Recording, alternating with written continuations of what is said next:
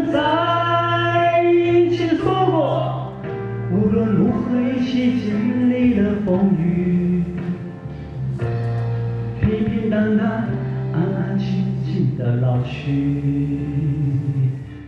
用歌声来暖心，爱尔利医疗集团总裁常如山来到中华医术科技大学，为学校教职员工进行教育训练。现场有200多人来参加，以谈服务有质才有量为主题，分享伊的创业过程。在这51年，从出生到现在，51年，今年第52年，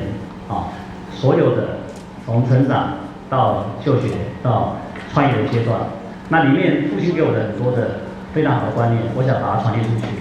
常如山也趁着机会，将伊的新册载来学校，并捐赠100本予学校，由校长孙益民代表受赠。校长除了感谢之外，并表示企业的经营甲学校的管理相同，希望会当借着这次的演讲，让学校变甲无同款。如何让家长跟学生能够对我们肯定、对我们信赖？我想不外乎的就是我们的服务态度、我们的教学品质，还有我们的热情。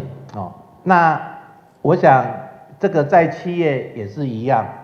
也因此